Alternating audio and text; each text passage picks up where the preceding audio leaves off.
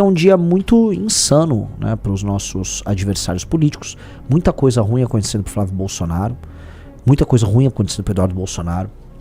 Há um derretimento nítido da campanha deles, um derretimento claro.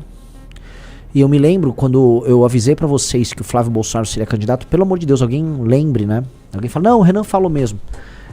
Vocês vão talvez recordar que eu havia dito que o Flávio Bolsonaro, o PT ia permitir que ele se colocasse como pré-candidato, e logo depois o PT ia, quando não houvesse mais, vamos dizer, possibilidade do Tarcísio ser pré-candidato, ser candidato a presidente, eles iam bombardear. Por favor, lembrem-se, fala assim, o Renan ele falou isso, porque eu já comentei isso várias vezes, eu já falei isso em algumas entrevistas na imprensa, e eu acho que está acontecendo exatamente isso.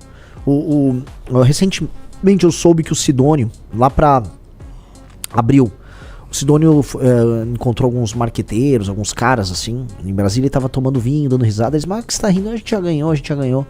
Então a pegada do Sidônio era, cara, vai vir tanta coisa com o Flávio, que, sabe, não...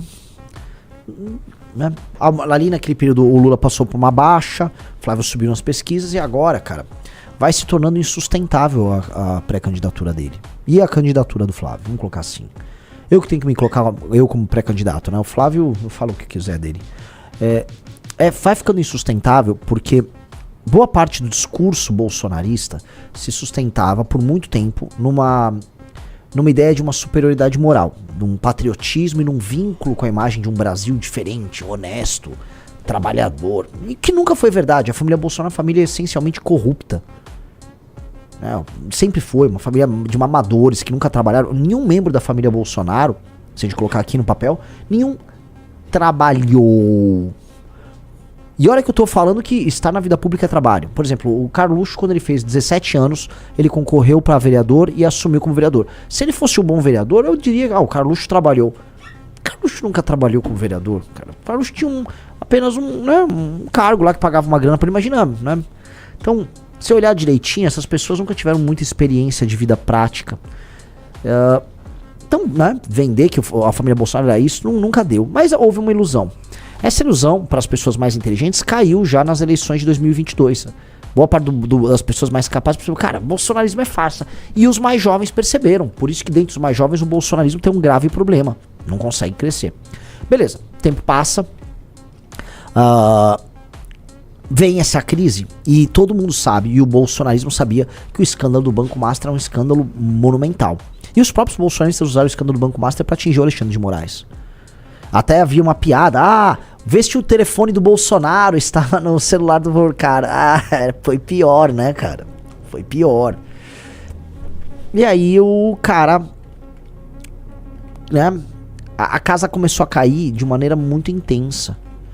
Assim, eu não tô brincando, a casa caiu de uma maneira que eu mesmo não imaginava, tá? Eu sabia que viria uma série de acusações envolvendo o escândalo do INSS, o Willer Tomás, envolvendo o secretário de esportes lá do Rio, talvez até a Adriano da Nóbrega eles traíam.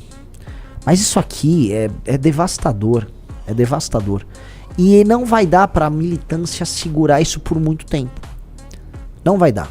Porque estão fazendo aquelas revelações no pinga-pinga, no conta-gotas, e vão, né, uma coisa vai refutando as outras histórias. Então saiu agora as últimas notícias, e elas dão conta de que havia um contrato com uma empresa, que não necessariamente esse contrato envolvia fazer filme. Era uma empresa que recebia a grana do Vorcaro, lá pra fora. Tinha um contrato, né, de confidencialidade, o NDA, Non-Disclosure Agreement, e o que tá claro ali nesse negócio é o seguinte: por que o Vorcaro faz um contrato que supostamente financiaria um filme sem obter nenhum retorno financeiro com isso e sem obter nenhum tipo de publicidade com isso? Ora, se ele tá fazendo isso, é que da outra parte, ou melhor, na contraparte, há algum favor sendo feito pra ele. Qual o favor obtido junto aos Bolsonaro? Qual o favor obtido junto aos Bolsonaro? Isso eles precisam responder. Foram coisas obtidas durante o governo dos Bolsonaro? Foram favores obtidos junto ao então presidente do Banco Central, que foi nomeado pelos Bolsonaro e era amigo deles? Eu tô fazendo só perguntas, não tô fazendo nenhuma acusação, eu tô só levantando perguntas porque é importante levantar agora. O que ninguém respondeu ainda, e é o que a imprensa e a investigação tem que pegar, é qual a contraparte? O que os Bolsonaro entregaram pra Vorcaro? Vorcaro, todo mundo sabe, é especialista em comprar autoridades. Vorcaro passou todo o trabalho dele adquirindo, como se fosse um colecionador, todas as autoridades da República. Comprou gente do PT, comprou gente do Centrão, comprou gente do STF e tá comprando os Bolsonaro. E está provado aqui. Ninguém gasta tanto dinheiro à toa. Alguém de humor mais agudo diria, ele gastou mais nas festas do que com os Bolsonaro. Que, aparentemente, era não apenas uma diversão às festas, mas era também boa parte do seu negócio. As festas eram o maior investimento de marketing que o senhor Vorcaro tinha. Por um cara que é um estelionatário como ele, investir no lifestyle é muito importante, tá? Veja, o Rizzo tá trazendo aqui, né, uma notícia sobre isso.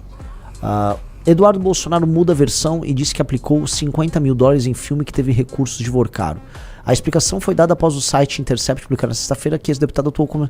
Tá, assim, $50 mil? O ex-deputado federal Eduardo Bolsonaro mudou a versão sobre sua participação no financiamento, blá blá blá, sermão, blá blá blá blá. Num vídeo republicado nas redes sociais, o deputado admitiu ter investido R$350 mil no longa provenientes da receita obtida com a venda de um curso e que posteriormente recebeu de volta essa quantia. Eduardo Bolsonaro não esclareceu como e quem lhe pagou a restituição dos valores inicialmente destinados ao projeto. Ele também reconheceu ter constado como produtor executivo num contrato antigo com a produtora responsável pelo filme. Na quinta-feira ele negou ter publicado dinheiro no projeto. Não existe qualquer posição de gestão. Ou seja, ele vai mudando. Essa é uma droga, cara. Como esses caras eles trabalham com gestão de crise na base da mentira, eles são desmentidos no dia seguinte. Realmente, ontem ele falou que não tinha nada a ver, né? Agora mudou. Aí ele inventou, eu vi o vídeo, ele inventou que, ou disse que na verdade aquele valor era um adiantamento que ele fez para garantir que o Cyrus Norrester, que realmente que é um grande, de acordo com ele, um grande diretor de Hollywood, ele pudesse elaborar o roteiro.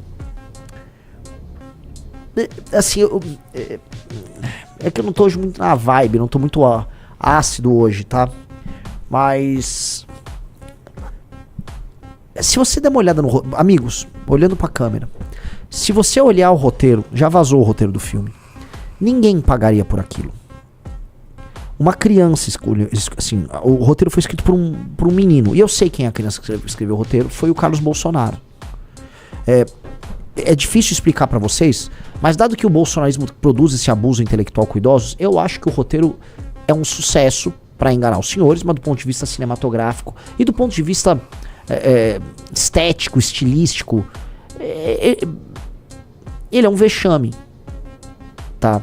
A história do Bolsonaro, você vê assim, eles são tão fraudulentos que eles inventaram a história do próprio Bolsonaro, tá? E no filme, só pra vocês entenderem, o Bolsonaro é apresentado como um homem muito corajoso, que nos anos 80, em 1985, ele prendeu, com toda a sua coragem como um militar, ele prendeu um barão das drogas, chamado Cicatriz. É sério, o que eu estou falando aqui está no roteiro Dark Horse, o Rizzo tem até com o roteiro em mãos, tá? Havia um grande barão das drogas chamado Cicatriz. Tá aqui, ó, põe a tela, não há nenhuma invenção minha.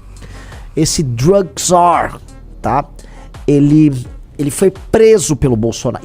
Entendam, isto nunca aconteceu na vida real. O Bolsonaro, nesta época, nos anos 80, estava tentando organizar greve de militares, tá? Ele foi expulso das Forças Armadas Brasileiras, tá? Ele teve que ser aposentado ali, tá? Pois bem, aí o Cicatriz, como é realmente um roteiro de retardado, ele fala: Bolsonaro, um dia eu vou me vingar. E aí o senhor Cicatriz, tá?